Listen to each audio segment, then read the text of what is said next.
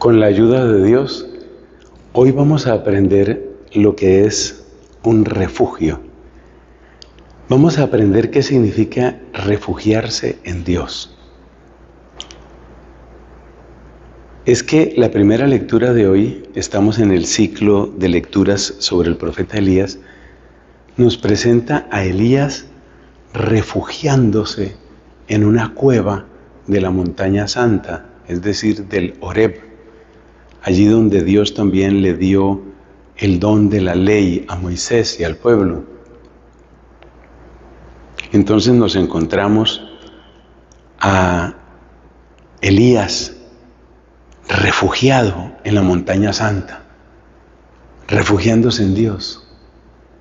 ¿Qué significa refugiarse en Dios?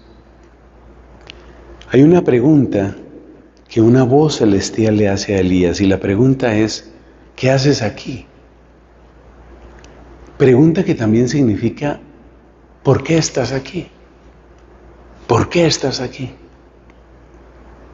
Y Elías responde diciendo: me consume el celo por la gloria de Dios, por la causa de Dios. Pero los israelitas, es decir, el pueblo de Elías, han abandonado al Señor. Han derribado los altares de Dios. Han asesinado a los profetas de Dios.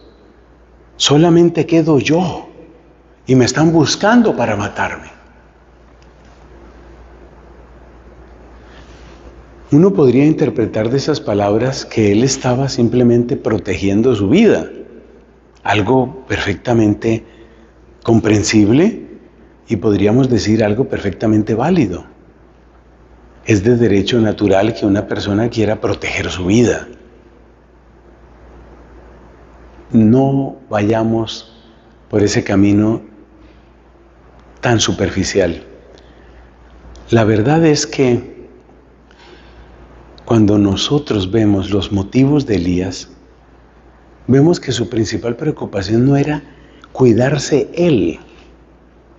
Observa la frase que dice: solo quedo yo como profeta de Dios y me están buscando para matarme.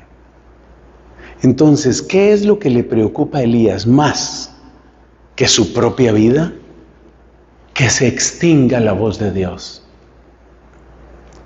Que se extinga la conciencia viva, que es el mismo profeta, porque un verdadero profeta es como una conciencia viva. Esa es la preocupación, que se extinga la voz de Dios. Y por eso,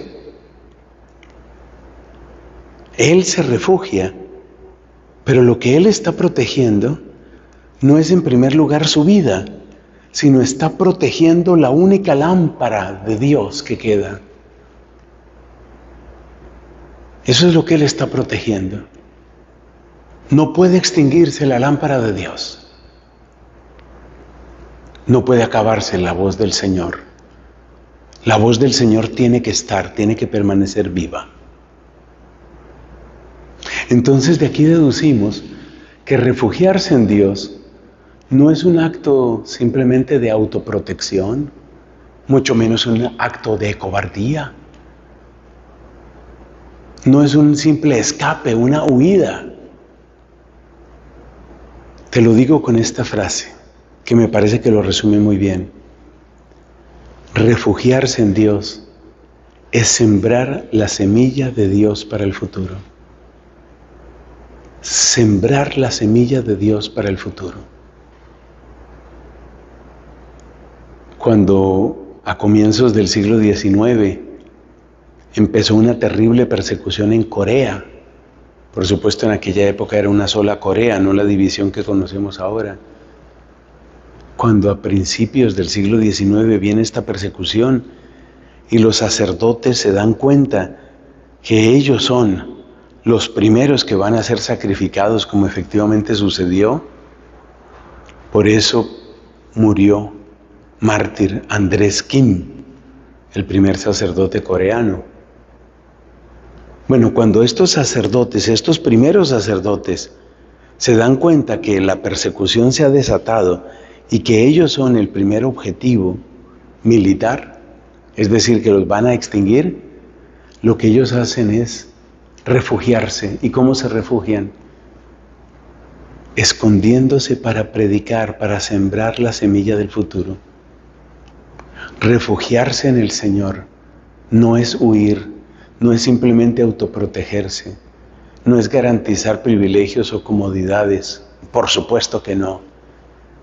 Refugiarse en el Señor es buscar con la mayor claridad posible, con la luz que Dios nos conceda, cómo podemos sembrar el futuro de la fe, el futuro de la familia cristiana, el futuro de las vocaciones consagradas. ¿Cómo podemos sembrar ese futuro? Eso es refugiarse. Y eso es lo que nos muestra Elías. Creo que esta reflexión tiene bastante actualidad porque vivimos tiempos en los que ciertamente se da persecución. Descarada en algunos lugares, como Corea del Norte, triste decirlo. En otros lugares no es así abierta, pero existe. Y por eso este es un tiempo en el que tenemos que saber cuáles son nuestras comunidades de refugio para conservar la fe y para sembrarla de la mejor y más eficaz manera en el futuro.